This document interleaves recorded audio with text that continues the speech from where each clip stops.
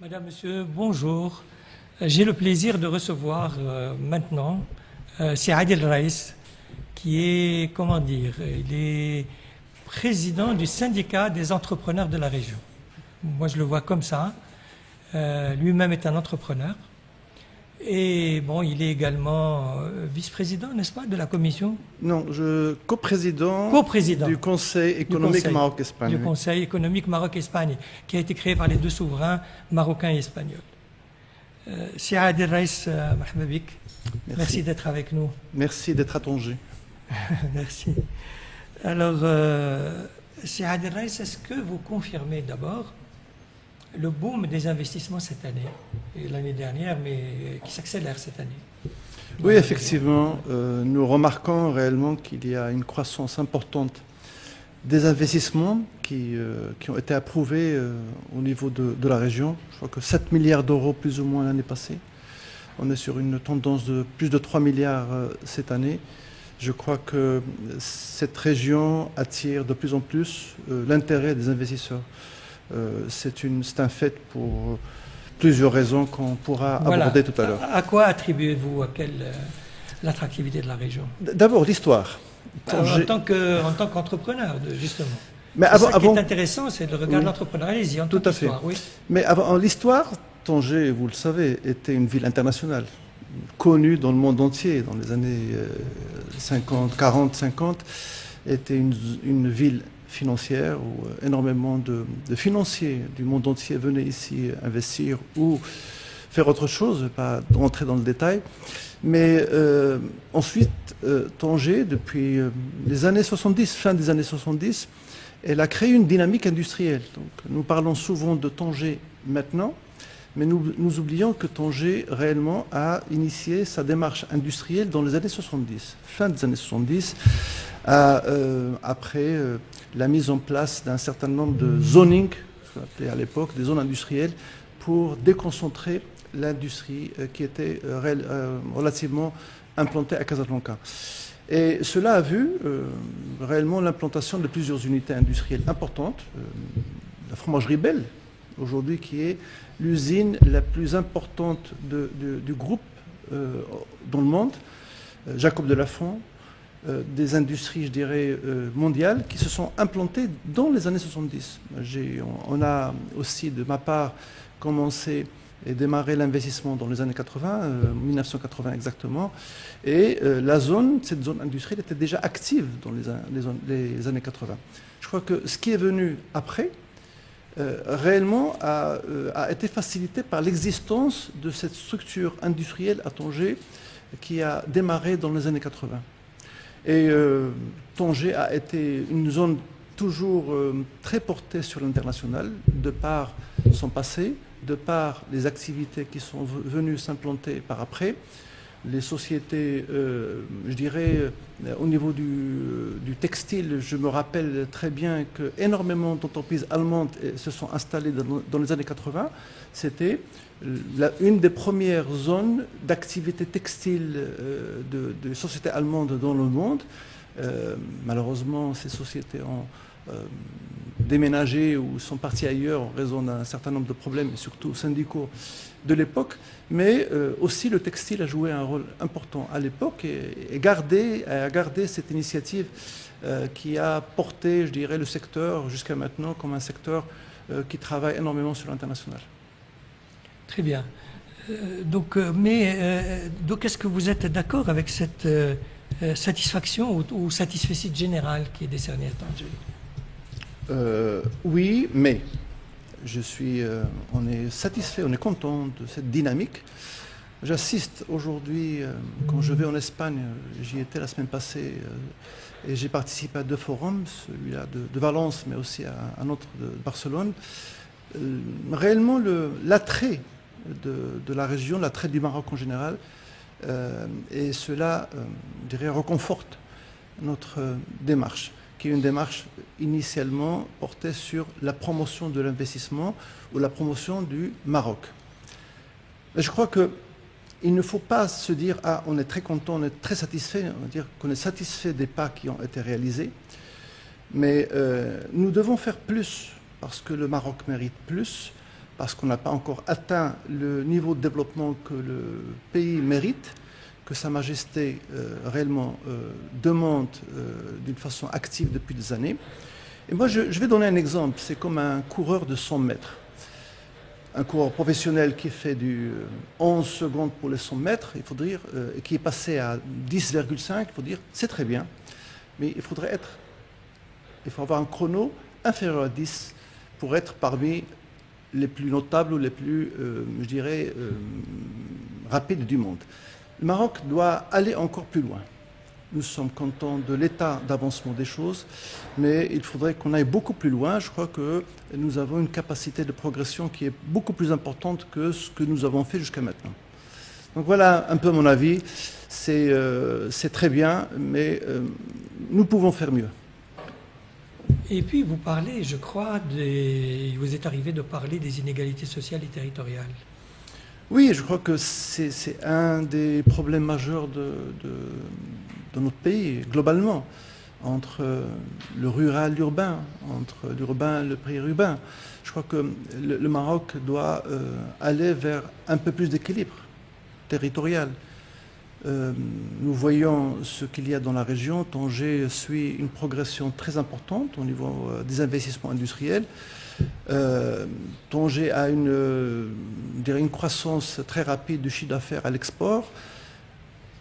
Quid de Larache, de Chefchaouen, de Husseima, de Tétouan même. Et des zones périurbaines de Tanger. Et des zones périurbaines de Tanger, ça sur le côté social un peu. Oui. Mais au niveau économique, je crois que nous avons tous l'obligation de penser plus global, plus partagé, plus équilibré. C'est grâce à cela que le Maroc pourra être un pays, pas en croissance, mais développé. Oui. Le développement, c'est une notion qualitative Oui. qui implique un équilibre aussi. Oui. Beaucoup me diront, tous les pays ont ce déséquilibre. Nous devons lutter pour réellement faire du Maroc un pays à développement équilibré entre le rural, l'urbain et le périurbain. Oui. J'ai gardé une question un peu plus embarrassante. C'est celle-ci. Pourquoi vous représentez aujourd'hui, autour de cette table, les entrepreneurs? Pourquoi ne sont-ils pas assez nombreux à Tanger? Ils ne sont pas assez nombreux à Tanger. Les Marocains. Ah, les Marocains. Oui. Écoutez, mais c'est une bonne question, c'est une très bonne question. Je dirais que si nous voyons l'ensemble des investissements qui sont aujourd'hui approuvés, industriels, il y a peu de projets marocains. C'est clair, il ne faudrait pas aussi nier, je crois que c'est à travers pas d'une critique, mais réellement d'une observation critique qu'on peut avancer.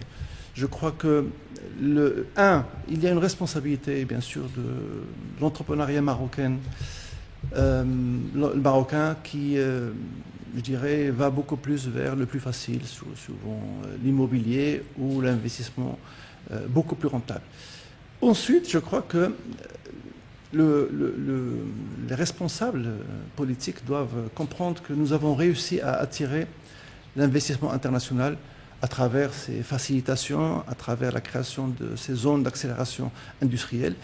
Et j'ai toujours demandé pourquoi nous limitons ces avantages ou ces facilitations aux seuls acteurs étrangers.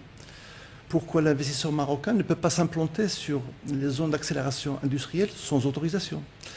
Pourquoi on ne facilite pas toutes les démarches administratives au niveau de la gestion de douanières, de l'office de change, pour les Marocains qui exportent, qui sont à l'extérieur des zones d'accélération industrielle? Je crois que se dire que l'investissement national va être à la hauteur de l'investissement international, c'est relativement irréaliste, mais que l'investissement national peut être beaucoup plus important, c'est un fait. Je trouve que, sincèrement, en tant qu'investisseur national, nous ne nous sommes pas mis sur un pied d'égalité avec l'investissement international. Et que cela doit être fait. Je crois qu'on doit gagner beaucoup plus en indépendance industrielle Je crois que les leçons devaient être tirées de la période Covid pour que cette indépendance, que cette industrie nationale puisse être forte et qu'on puisse dépendre moins des importations. Il y a à faire. Et je crois qu'il faudrait un peu ouvrir la très bonne expérience que nous avons pour attirer l'investissement international, pour que l'investissement national soit logé sous la même enseigne. Merci beaucoup. Est-ce que certains de ces investisseurs internationaux pourraient être vos concurrents, vous qui êtes cloisonnés à l'extérieur des zones les plus intéressantes et les plus encourageantes? À vous ou quelqu'un d'autre, évidemment. Est-ce qu'il y a des concurrents d'investisseurs et d'exportateurs marocains qui sont ici, dans des zones franches, où ils ont énormément d'avantages?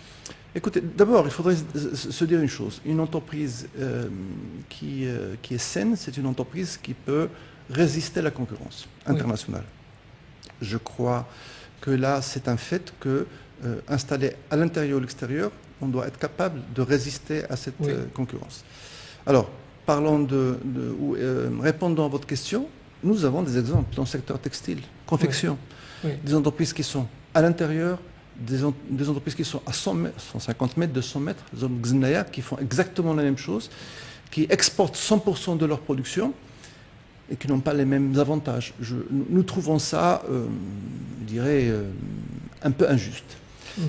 Il y avait à l'époque de Moulay Alami, il y avait une réflexion qui était lancée d'accepter qu'une entreprise ait les avantages sans être dans une zone d'accélération industrielle, d'avoir ces avantages au niveau de l'entreprise. Je crois qu'il faudrait aller vers cette solution.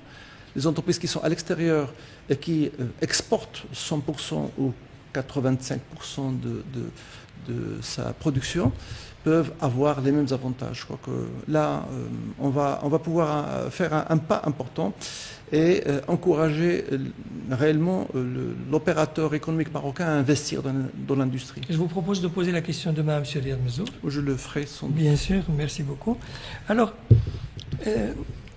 est-ce que c'est vrai, vous qui êtes dans l'industrie, qu'une grande partie des salariés dans l'industrie, dans la zone de Tanger, ne sont pas originaires de Tanger, ne sont pas de la région? C'est ce que disent les chiffres. C'est clair, c'est vrai. D'abord, je crois que les investissements qui sont aujourd'hui mis en place dans la région nécessitent beaucoup de main-d'œuvre qui n'est pas disponible. On n'a pas toute la main-d'œuvre disponible à Tanger. Deux, le niveau de formation exigé, elle n'est peut-être pas disponible.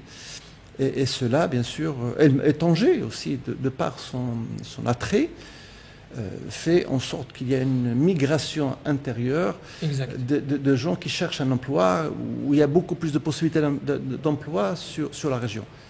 Oui, je crois qu'il y a ce fait, et je crois qu'il ne faut pas être régionaliste. Tout emploi qu'on peut proposer à un Marocain, c'est un emploi qu'on peut proposer à un Marocain, il ne faut pas. Mais ça reste une inégalité quand même. Oui, ça reste, comme je disais au départ, on parlait de urbain, périurbain. Je crois que si nous visitons quelques quartiers de Tanger, on va trouver beaucoup de jeunes qui n'ont pas d'emploi. Il leur faut quoi? Il leur faut bien sûr de la formation, il faudrait les impliquer, il faudrait qu'ils soient réellement responsabilisés de leur sort.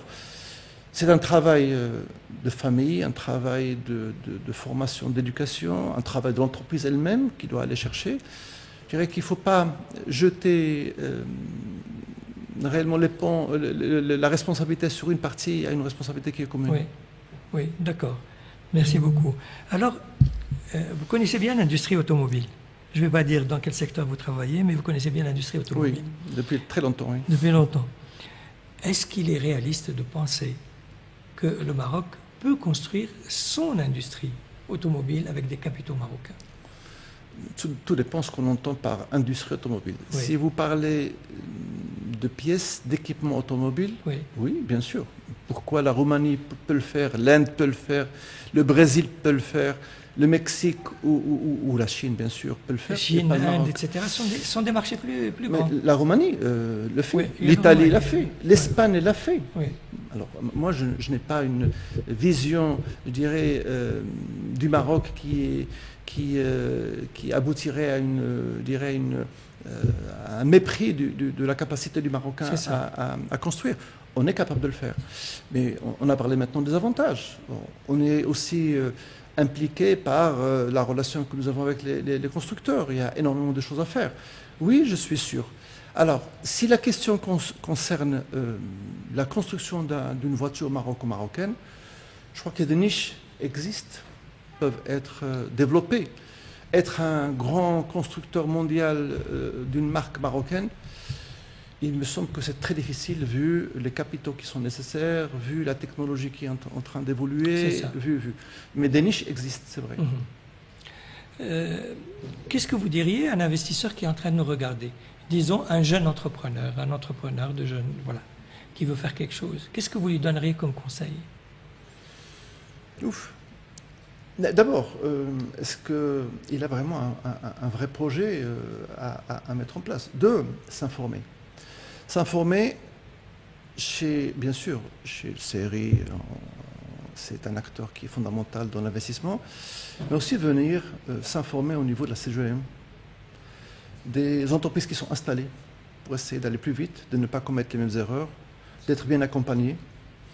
Parce que être seul et sans s'armer d'informations et d'avoir réellement des personnes qui accompagnent et qui encadrent, ça sera plus difficile. Je n'ai pas dit que c'est impossible, ça sera beaucoup plus difficile. Je crois que c'est notre rôle d'accompagner ces jeunes. L'année passée, on a organisé une rencontre très importante avec le ministre de la PME-PMI et on a ramené énormément d'étudiants en dernière année des universités de la région. Et nous avons vu que des informations manquent sur le financement, sur comment créer une entreprise, sur les subventions. Et on s'est dit, il faut aller informer ces jeunes là où ils sont, dans les universités. Il faudrait les inviter, s'ils ont un projet, à ce qu'on les accompagne, à ce qu'on leur donne des bons conseils. Écoutez, je crois que c'est partout la même chose. Aller d'une façon tout à fait individuelle à créer un projet, je dirais, comporte un peu plus de risques que de se faire accompagner et d'avoir toutes les informations pour le faire correctement. J'ai gardé la question la plus dense pour la fin. Quelles sont vos préoccupations spécifiques à cette région? Je suis très optimiste pour la région, franchement. Oui. Moi, je parle de ces voyages, de ces rencontres avec les Espagnols. Je suis très surpris par l'image que le Maroc commence à avoir en très peu de temps à l'étranger. Oui. Oui. Mais il y a toujours un mais. Mais c'est une chose, c'est bien vendre le Maroc, c'est de promouvoir le Maroc. Une deuxième chose, c'est qu'on accompagne ces investissements. Ces démarches administratives qui sont toujours longues. Il faudrait qu'on parle de délai partout. Depuis le dépôt de dossier au CRI jusqu'à l'accord final par l'AMDI, il faut qu'on serre les délais, qu'on soit plus communicant, qu'on traite l'investisseur marocain ou étranger d'une façon égale mais rapide, qu'on l'accompagne. Je dirais que j'ai toujours dit que l'investissement, ce n'est pas seulement l'information ou l'image, c'est la réalisation de l'investissement, c'est qu'ils soient mis en place. Et que si nous avons réussi cette première étape qui est fondamentale de vendre bien le Maroc, de montrer au monde que le Maroc est un pays aujourd'hui qui est attirant et qui peut être très intéressant au niveau de l'investissement, il faut qu'au niveau interne, nous, tous les process, toutes les démarches, on les simplifie. Réellement, ce n'est pas sur le papier, ce n'est pas sur le discours, mais réellement, que l'investisseur qui dépose un dossier voit son approbation dans un délai très rapide.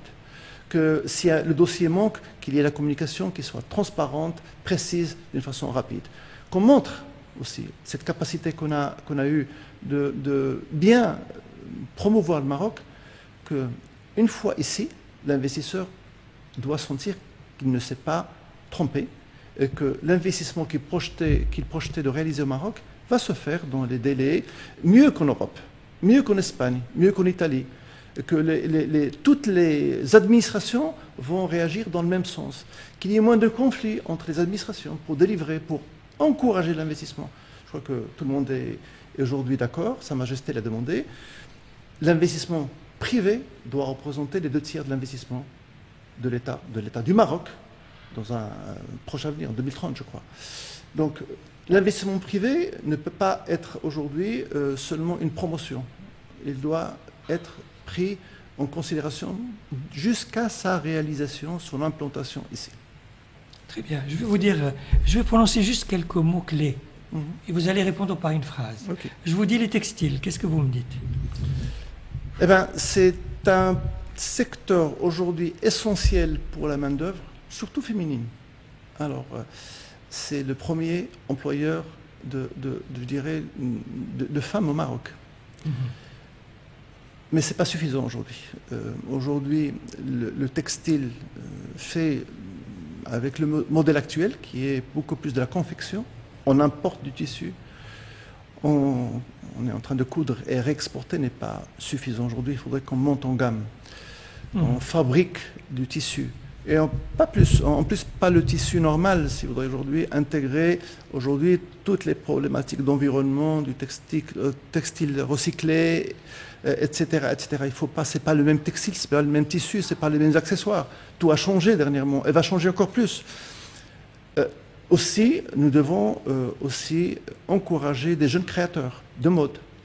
Il y a un modèle aujourd'hui qui est récent, le Portugal. Quand je vois aujourd'hui ce qu'a fait le Portugal en très peu de temps, je dis le Maroc peut le faire. Mais c'est toute une démarche, depuis le départ jusqu'à la fin. Nous ne pouvons pas rester comme pays qui vend de la main-d'œuvre pour le textile, sinon concevoir et avoir un taux d'intégration beaucoup plus important. Oui. Si je vous dis multinationale. Essentiel pour le Maroc comme pour tout pays. Je dirais que ça c'est important. Le Maroc ne peut pas se développer sans investissement multinational. J'ajoute, et investissement national. Donc moi, me dire que seul l'investissement multinational international va pouvoir faire du Maroc un pays développé, je dirais non. Il faut que les acteurs nationaux participent, créent leur propre entreprise et qu'on soit un pays beaucoup plus indépendant que maintenant à tous les niveaux sectoriels. C'est très important. Je crois que les leçons du Covid, on ne peut pas les oublier. Je trouve qu'il y a un secteur qui a fait énormément de pas depuis le Covid, c'est le secteur de la santé, médicaments. Il y a énormément d'efforts qui ont été faits. C'est un modèle. On a aussi protégé énormément ce secteur. Alors, je dis, inspirons-nous de ce modèle qui a permis à l'industrie pharmaceutique marocaine de se développer très rapidement et de pouvoir s'exporter en Afrique ailleurs. Effectivement. Et il ne faut pas avoir un discours comme on l'a eu il y a quelques années de simple libre-échangiste. Créons l'industrie locale, essayons de la défendre, je n'ai pas dit de la protéger, de la défendre d'une façon intelligente. C'est aujourd'hui essentiel pour qu'on soit un pays indépendant, un pays fort de ses capacités, de ses moyens et de sa créativité. Saad El-Raïs, merci beaucoup. Je vous donne rendez-vous demain à 16h, puisque nous allons approfondir tous ces thèmes avec Sidi Admezour et les autres invités. Je vous remercie pour tout ce que vous avez dit, pour cet éclairage, la vérité passionnant. Madame, monsieur, merci de nous avoir suivis.